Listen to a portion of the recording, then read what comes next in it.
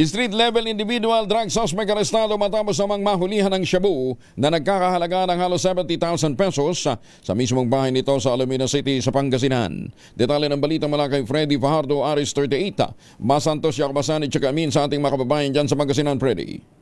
Masantos siya kabusan Kuyang Angel. Nasa likod ngayon ng Rias na bakal ng Alomena City Police Station ng isang street-level individual na 31 anyos na lalaki. May asawang walang trabaho at residente ng Alomena City matapos makumpiska sa bahay nito ang illegal na droga. Batay sa ulat ni OIC Chief of Police Lieutenant Colonel John Ringo Quintinita, alas 5:50 ng umaga kahapon nagsilbi ng search warrant ang kanyang mga tauhan sa bahay ng suspect kung saan inasamsam ang 4 na plastic sachet na naglalaman ng hinihinalang shabu na tumitimbang ng 10 gramo at may street drug price na 68,000 pesos. Nasamsam din ang isang rolyo ng aluminum foil, 3 piraso ng disposable lighter, 1 piraso ng aluminum foil strip, 1 piraso ng improvised aluminum tuter, 2 pares ng gunting at 1 bungkos ng mga plastic sachet. Kasong paglabag sa Republic Act 9165 Comprehensive Dangerous Drug Act of 2002 ang kinakaharap ngayon ng suspect.